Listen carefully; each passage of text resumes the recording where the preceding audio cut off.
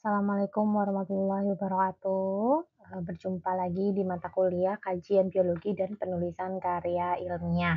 Minggu lalu kita sudah belajar mengenai apa saja jenis-jenis karya tulis ilmiah yang kita ketahui ya. Nah, sekarang kita akan mempelajari mengenai sistematika penulisan dari karya tulis ilmiah itu sendiri. Nah, Eee, sistematika penulisan, karya tulis ilmiah ini juga tergantung dari jenis, KTI-nya sendiri. Jadi misalnya, sistematika penulisan makalah lengkap dengan, sistematika penulisan skripsi itu juga berbeda dan, bahkan itu tergantung dari, lembaganya sendiri gitu ya. Seperti skripsi di Universitas A dengan, Universitas B itu sistematikanya juga pasti ada perbedaan gitu ya, tapi untuk secara umumnya seperti apa nanti kita pelajari ya. Oke, berikut adalah, standar karya tulis ilmiah yang meliputi pertama itu adalah format tulisan ilmiah. Nah, format tulisan ilmiah yang pertama adalah judul. Jadi judul ini harus dibuat sesingkat mungkin dan juga harus mendeskripsikan isi dari karya tulis ilmiah tersebut dan juga harus menarik perhatian pembaca. Nah, selanjutnya itu ada abstrak. Nah, abstrak yang baik itu seperti apa sih? Jadi abstrak yang baik itu harus memudahkan pembaca dalam mengidentifikasi isi dari karya tulis, eee, ilmiah tersebut secara cepat dan juga akurat. Kemudian juga di dalam abstrak itu harus, ada tujuan, kemudian juga harus meringkas dari kesimpulan dan juga hasil, kemudian metodenya juga harus dirincikan. Nah, biasanya untuk, abstrak ini kan harus ringkas ya, jadi penggunaan kata dalam abstrak itu biasanya sangat terbatas. Biasanya antara 100 sampai 250 kata, ini tergantung dengan karya tulis ilmiah jenis apa ya. Kemudian juga tidak ada, referensi ataupun tabel di dalam abstrak dan juga tidak menggunakan singkatan ataupun akronim.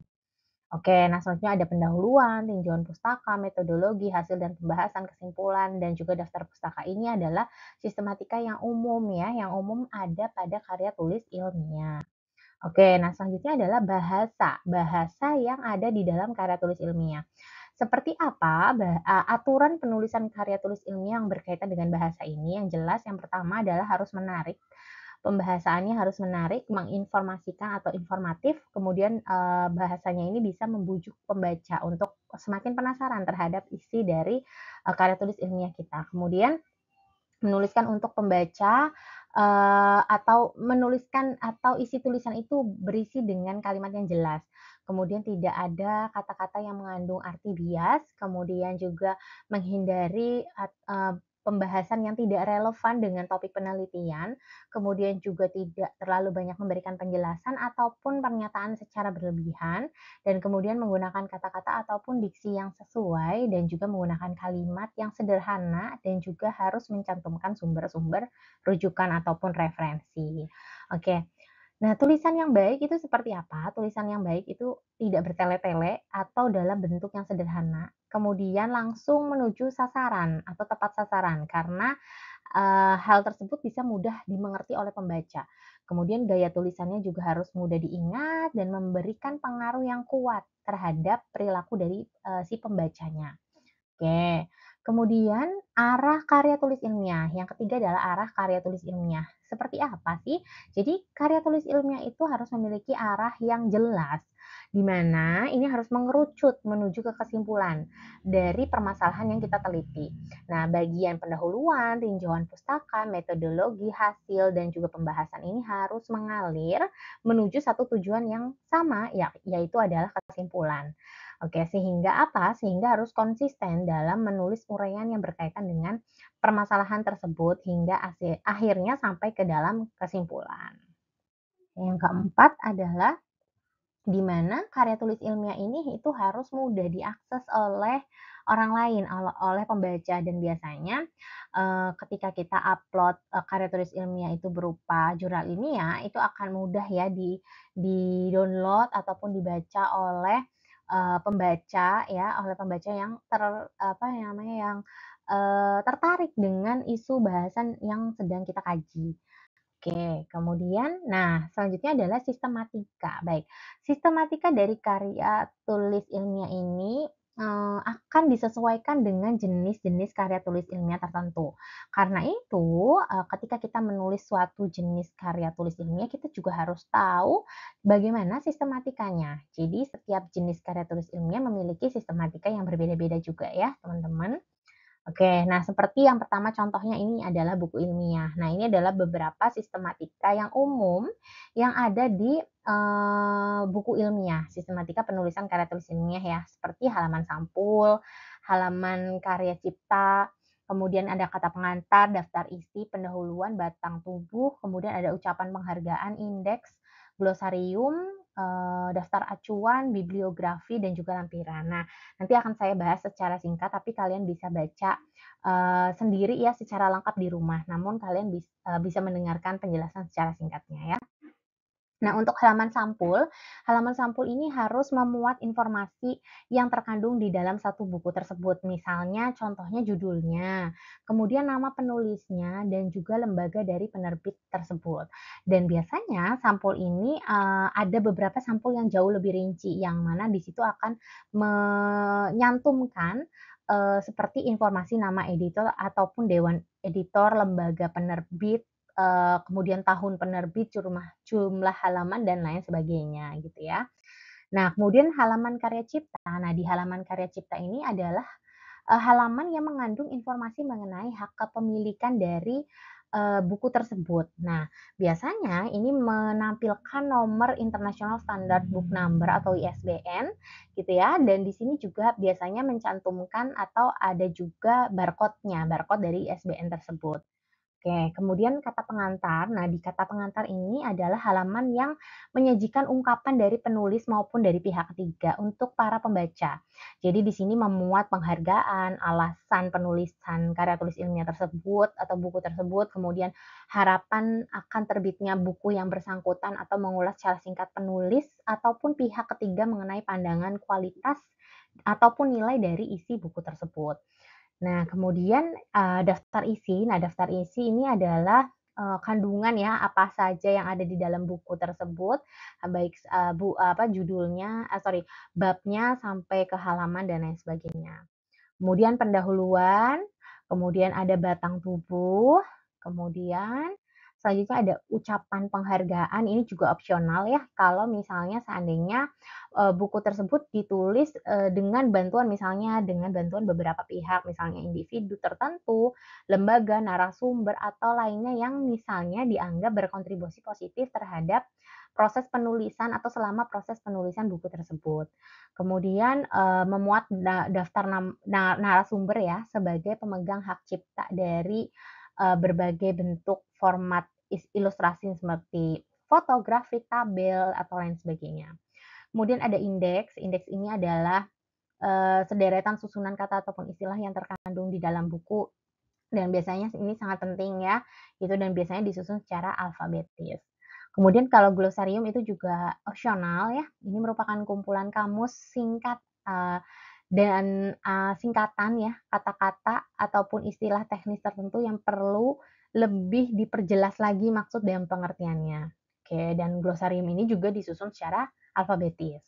Kemudian ada daftar acuan, ini adalah kandungan dari informasi yang ada di dalam satu buku itu, dan ini biasanya merupakan, tidak selalu buah pikiran dari penulis keseluruhannya gitu, dan bisa hasil dari sitasi, penulis lain. Oke, kemudian bibliografi ini opsional juga. Ini adalah kumpulan sumber informasi di luar format hasil karya tulis yang dicantumkan. Kemudian lampiran ini juga opsional, di mana ini adalah informasi tambahan di luar dari apa yang telah dicantumkan di dalam isi atau badan buku tersebut. Oke, kemudian karya tulis ilmiah selanjutnya adalah bunga rampai. Nah, sistematika yang ada di bunga rampai ini, memiliki unsur-unsur yang sama seperti, di buku ilmiah tadi. Nah, tetapi ada beberapa perbedaan ya, seperti prakata atau prolog yang mengantarkan keseluruhan isi, dan juga penutup ataupun epilog yang merupakan analisis, atas keseluruhan dari isi, karya tulis ilmiah tersebut atau bunga rampai ini. Nah, kemudian yang ketiga ini adalah makalah lengkap. Makalah lengkap ini, memiliki struktur, penulisan atau sistematika penulisan karya tulis ilmiah yang lumayan cukup banyak ya, seperti judul, nama dan alamat penulis, abstrak dan juga kata kunci, pendahuluan, metode, hasil dan pembahasan, kesimpulan, saran, kemudian ucapan terima kasih dan daftar acuan. Nah, ini akan banyak ya yang akan dibahas di sini, tapi nanti singkat saja ya teman-teman ya. Nah, seperti judul yang sudah-sudah sama ya, seperti yang lain, karya tulis ilmiah yang lainnya itu harus spesifik, jelas, ringkas, informatif, kemudian juga menggunakan rasa rasa ya, supaya bisa menimbulkan rasa ingin tahu dari pembaca. Kemudian juga di sini selain itu ada nama dan juga alamat penulis. Nah, biasanya makalah lengkap ini menyertakan nama dan juga alamat penulis. Kemudian ada abstrak dan juga kata kunci. Nah, di abstrak ini ya, di makalah ini, itu merupakan gambaran singkat dari isi keseluruhan karya tulis ilmiah atau makalah lengkap ini. Dan unsur-unsurnya itu ada permasalahan pokok yang dibahas, yang sedang dibahas, kemudian alasan penelitian tersebut, kemudian tinjauan ataupun ulasan, kemudian kajian apa yang dilakukan. Dan kemudian ada bagaimana penelitian tersebut, kemudian tinjauan ulasan, kajian yang dilakukan, dan metode yang dilakukan. Kemudian pernyataan singkat tentang kegiatan yang telah dilakukan ataupun hasil dari hasil ataupun prospeknya gitu ya. Nah, abstrak ini itu biasanya ada semacam apa namanya, penulisannya itu tidak lebih biasanya dari 250 ya, di antara 250 ataupun 200 gitu ya. Dan di sini juga tidak ada singkatan, tidak boleh ada kutipan, referensi, dan lain sebagainya. Oke, nah selanjutnya masuk ke pendahuluan. Nah, pendahuluan di makalah lengkap ini ya mencakup dari latar belakang. Nah, di latar belakang itu isinya adalah menjelaskan fenomena, antara lain permasalahan apa sih yang sedang diangkat pada makalah lengkap ini. Itu harus ditinjau, diulas, kemudian harus berdasarkan acuan pustaka atau referensi ya. Kemudian juga bisa menuliskan profil wilayah tentang kajian risetnya, itu bisa dimasukkan di sini juga ya.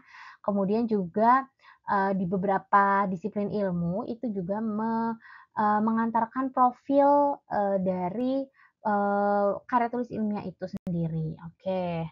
Kemudian permasalahan atau rumusan masalah ya, memuat permasalahan ataupun rumusan masalah untuk semua bidang ilmu, kemudian juga menyertakan tujuan dan juga manfaat. Dan di sini tujuan itu harus spesifik ya, tujuannya itu harus ditulis secara spesifik, kemudian pertanyaan penelitian ini juga disesuaikan dengan tujuan penelitian, dan kemudian KTI yang merupakan hasil penelitian eksploratif ini itu diharapkan juga menggunakan metode yang terkini gitu ya. Jadi ada kebaharuan ya terhadap, metodenya ataupun hasil analisisnya. Oke, adapun dimensi kegunaan dari penelitian di makalah lengkap ini yang pertama adalah jenis kebijakan apa, kemudian juga dalam proses penyelesaian masalahnya seperti apa, kemudian evaluasi, kemudian kurasi, dan juga pengembangan ilmu pengetahuan ataupun penelitian fundamental. Kemudian, selanjutnya adalah hipotesis ini, kalau ada itu bisa dicantumkan, tapi kalau tidak juga tidak apa-apa, jadi opsional ya.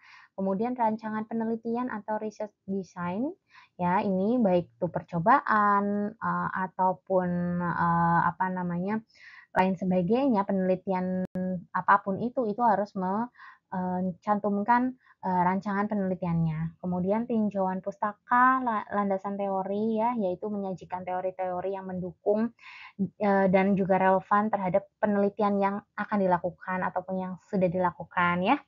Kemudian, oke, oke, selanjut. Nah, kemudian ada metode, dan ini di sini ada uraian tentang, penjelasan karakteristik dari keilmuan itu ya. Jadi dijelaskan, metodenya seperti apa dan juga harus berdasarkan pustaka ya teman-teman ya. Jadi misalnya metodenya ini berdasarkan, apa namanya, penelitian si A atau, metode apa gitu dan harus ada referensinya dan harus mencerminkan seberapa valid metode tersebut digunakan gitu. Kemudian, penjelasan mencakup bahan dan juga peralatan gitu ya. Jadi, penggunaan alat, bahan itu juga harus dituliskan di sini. Kemudian deskripsi, atau prosedur pelaksanaan itu juga harus dituliskan pada, bagian metode. Oke, kemudian, selain itu juga ada beberapa hal yang berkaitan dengan metode. Contohnya misalnya ini, data-data yang bisa ditambahkan ya, misalnya lokasi dan juga waktu penelitian itu juga bisa dimasukkan di, metode ya. Kemudian juga, sifat penelitiannya itu misalnya apakah dia deskriptif ya atau misalnya juga apa dia jelajah atau dia, apa namanya, lain sebagainya ya, development atau dan lain sebagainya. Kemudian, pendekatannya seperti apa, apa kuantitatif atau kualitatif itu juga harus dimasukkan ataupun gabungan keduanya ya. Kemudian juga cakupan atau besaran sumber data yang dijadikan sebagai subjek, misalnya populasinya berapa, sampelnya berapa ya, dan itu harus dimasukkan ke dalam metode. Ini adalah data-data yang bisa melengkapi, metode. Oke, kemudian teknik pengumpulan data juga jangan sampai lupa ya di sini, seperti, pengumpulan data, kemudian prosedur pengumpulan datanya seperti apa, instrumennya apa, sumbernya itu dari data primer ataupun sekunder itu harus dirincikan. Jadi misalnya kita pakai survei ya, dengan apa, dengan wawancara, terus kemudian instrumennya adalah, apa, misalnya kuesioner atau apa gitu ya, atau lembar wawancara dan lain sebagainya. Kemudian eksperimen atau percobaan, kemudian observasi, pengukuran, pencatatan, identifikasi, bahkan dan juga dokumentasi gitu. Dan untuk prosedur pengumpulan data ini juga harus, ringkas ya, harus ringkas tapi juga harus informatif. Dan di sini supaya apa, supaya bisa, pembaca itu mengetahui, metode yang digunakan oleh penelitian kita itu, lengkap dan juga dia mudah untuk mengerti kalau misalnya penelitian kita ini nantinya mau, metodenya mau diambil atau mau dipakai untuk referensi itu, jadi lebih jelas gitu ya. Kemudian untuk kalau misalnya kita pakai modifikasi Bu, bisa-bisa kalau misalnya kita pakai modifikasi, metode seseorang gitu misalnya referensi dari A misalnya kita modifikasi itu bisa gitu asalkan kita juga memberikan atau mencantumkan referensi yang terkait. Oke, kemudian metode analisis data ini juga ya, metode analisis data ya itu juga harus harus dimasukkan dan itu harus jelas penulisannya seperti apa, gitu. Kemudian, nah hasil dan pembahasan. Nah, hasil dan pembahasan itu memuat uraian di antaranya ada, biasanya itu kalau hasil itu berupa tabulasi data atau misalnya, grafik atau diagram gitu ya, dan kemudian ada analisis dan juga evaluasi dari data tersebut dengan kajian teoritis. Nah, ini biasanya udah masuk di pembahasan. Nah, agar lebih jelas biasanya pembahasan, hasil analisis dan juga evaluasi ini biasanya ada atau menerapkan metode komparasi ya, menggunakan persamaan grafik, gambar ataupun tabel ya, gitu. Nah, ini adalah catatan yang harus diperhatikan pada bagian hasil dan juga pembahasan. Nah, di hasil dan pembahasan itu kan adalah hasil analisis fenomena, kajian yang, kita tulis ya, kajian yang kita tulis. Jadi bisa di sini harus, atau bisa berupa deskriptif naratif, angka, gambar, ataupun tabel ya. Dan, di sini harus menghindari, naratif yang panjang lebar dan kalau bisa, kita menggunakan ilustrasi aja, gambar, grafik, foto, diagram, peta, ataupun apapun itu yang mudah dipahami oleh, pembaca. Ya ini di hasil dan pembahasan ya. Kemudian juga harus runut ya, diawali dengan bahasa yang terstruktur dan juga hubungan antar kelompok dan juga analisisnya. Kemudian hasil juga harus menjawab dari permasalahan dan juga tujuan penelitian kita. Jadi isinya hasil dan pembahasan itu adalah, kalau di skripsi itu rumusan masalah. Jadi hasil dan juga pembahasan itu menjawab rumusan masalah atau permasalahan dan juga tujuan penelitiannya kita. Oke, dan juga pembahasan ini harus ditulis secara ringkas dan juga fokus pada interpretasi dari hasil yang kita peroleh. Jadi tidak mengulang dari bagian hasil, tapi interpretasinya seperti apa, terus kita masukkan di situ referensinya. Nah, harus ada acuan pustaka ya, gitu. Kemudian juga setiap perubahan dari hasil seperti penghilangan perbedaan atau penggunaan metode statistik ini harus dijelaskan secara nasional. Misalnya kenapa kok berbeda dengan hasilnya si A gitu. Itu harus dijelaskan dengan rasional ya, secara rasional dengan diberikan dengan alasan-alasan yang logik gitu. Kemudian bisa penyajiannya berupa tabel, gambar, grafik, foto, ataupun diagram, gitu ya. Oke, nah ini oke, nah bentuk ilustrasi ini harus memperhatikan apa, jadi seperti ilustrasi itu, misalnya tabel ya, tabel 1.1 misalnya, itu berarti harus ada judulnya, tabel 1.1 judulnya apa. Nah kemudian setiap kolom yang ada di tabel itu memiliki tajuk atau heading. Kemudian setiap singkatan itu harus dijelaskan di legenda, jadi ada keterangannya ya, kalau ada singkatannya, itu harus ada keterangannya, itu singkatannya apa gitu ya. Kemudian ukuran gambar ini juga harus, proporsional dan juga beresolusi tinggi. Kemudian untuk beberapa gambar ya dikelompokkan itu juga harus secara jelas ya, misalnya membuat grafis pembatas, dan juga diuraikan dalam teks di legenda. Kemudian ada perubahan kontras warna dan lain sebagainya juga harus, diantisipasi. Oke. Kemudian penggunaan tanda panah itu juga jika diperlukan itu, bisa digunakan ya untuk memperjelas bagian tertentu. Penggunaan garis pada grafik juga harus dijelaskan, dan lain sebagainya ya. Oke. Selanjutnya adalah kesimpulan. Nah, kesimpulan ini adalah bagian akhir suatu karya tulis ilmiah yang diperoleh dari hasil analisis, dan juga pembahasan ataupun hasil uji hipotesis tentang fenomena yang, sudah diteliti ini. Jadi, kesimpulan ini bukan tulisan ulang, tapi bukan tulisan ulang dari pembahasan, tapi adalah ringkasan. Ringkasan dari, pembahasan yang sudah kita peroleh, gitu ya. Kemudian saran ini adalah opsional ya.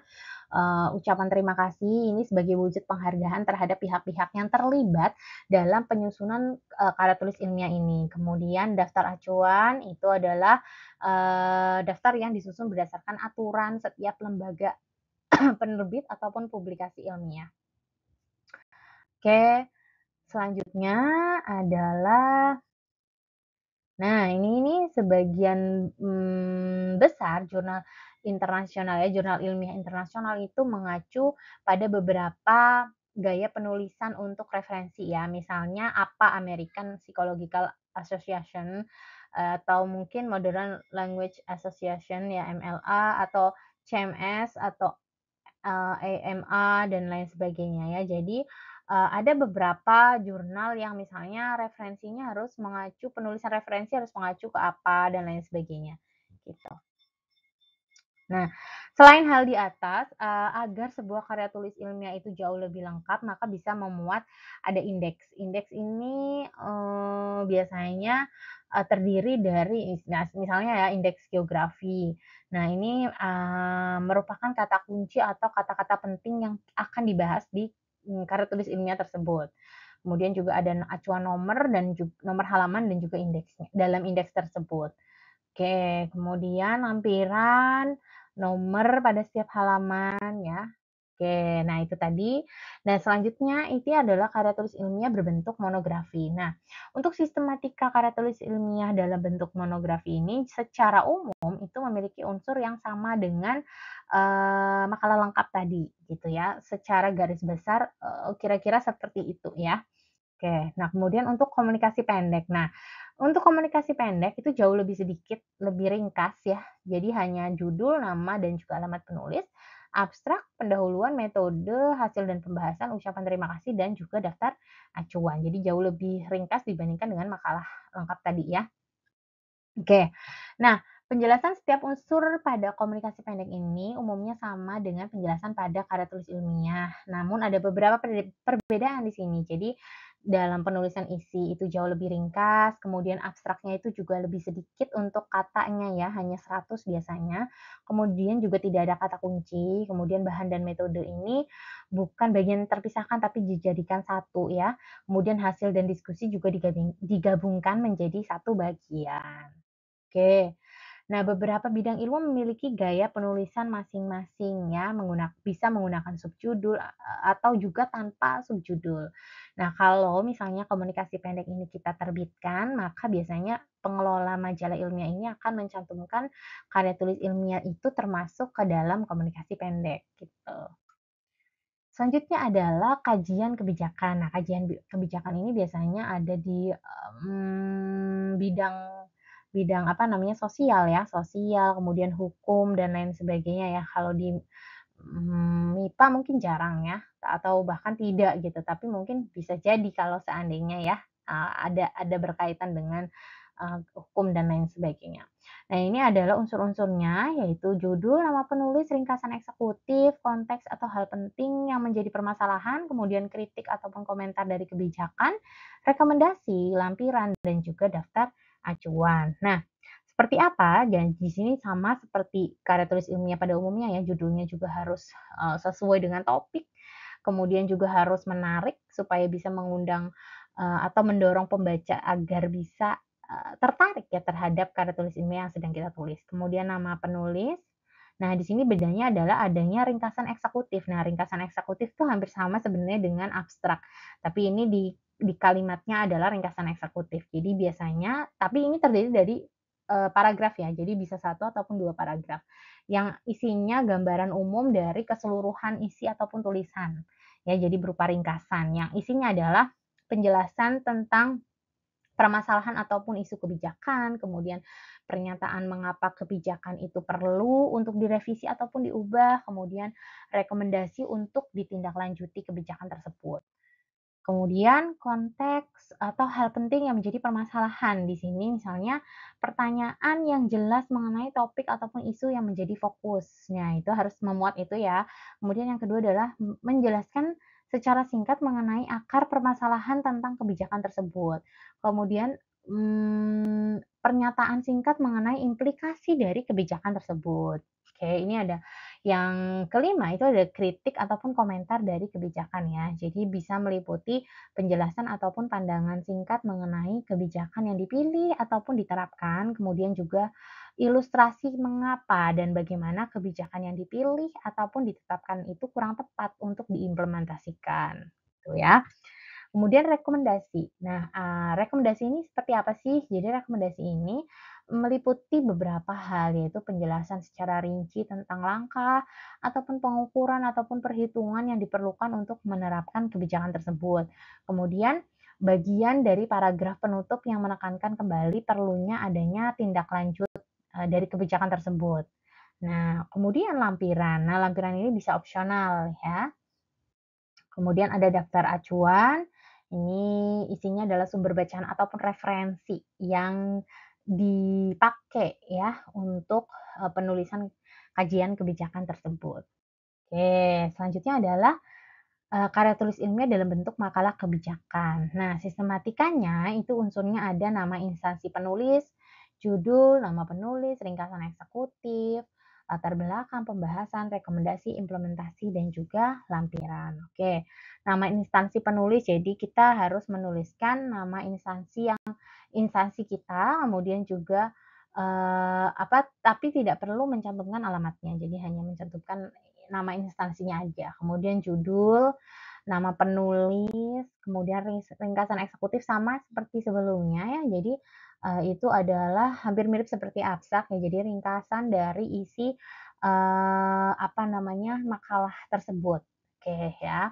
Dan isinya apa aja? Jadi penjelasan atau pertanyaan dari kebijakan yang ada saat ini yang terkait dengan makalah kebijakan yang akan ditulis, kemudian alasan untuk dilakukannya perubahan lebih dini, kemudian pilihan kebijakan yang harus dipertimbangkan, kemudian adanya pro kontra dari setiap kebijakan, kemudian adakah rekomendasi tindakan, kemudian alasan kenapa memilih rekomendasi tersebut. Oke. Kemudian latar belakang. Nah, latar belakang ini juga harus apa ya, me harus ada tujuan ya, harus ada tujuan, kemudian tinjauan atas kebijakan terkait dan juga pernyataan pentingnya perubahan dari situasi ataupun kondisi saat ini dengan pendekatan baru yang sesuai dengan kebutuhan itu.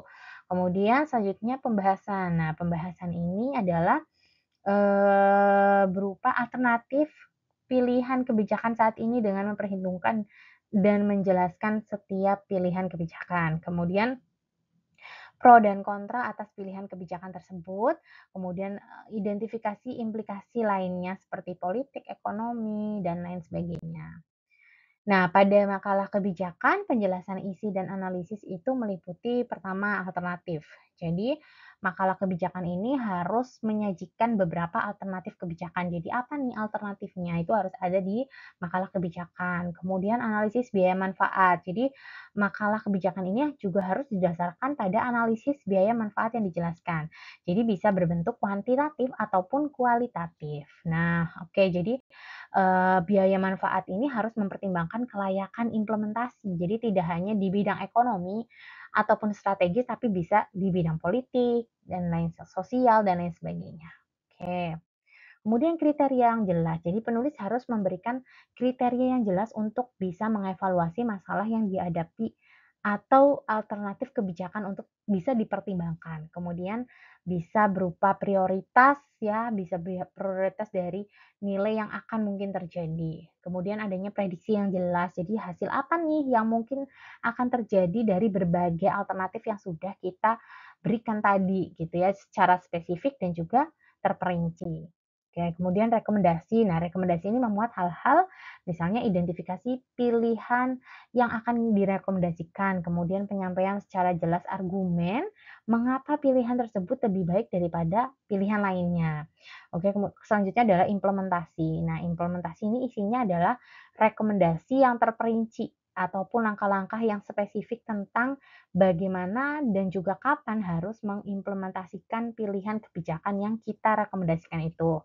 Kemudian lampiran. Nah, lampiran ini memuat, penjelasan catatan akhir ya, bisa tabel, grafik, ataupun peta, bisa berupa bibliografi juga, gitu. Oke, mungkin itu tadi adalah penjelasan dari, materi sistematika penulisan karya tulis ilmiah. Jadi ada macam-macam ya ternyata sistematika penulisan karya tulis ilmiah, jadi tidak hanya mengacu satu aja, tapi tergantung karya tulis ilmiahnya apa, gitu ya.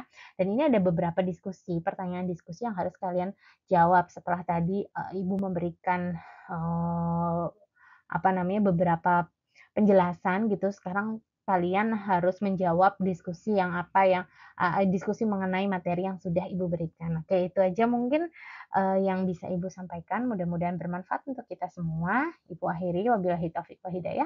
Wassalamualaikum warahmatullahi wabarakatuh.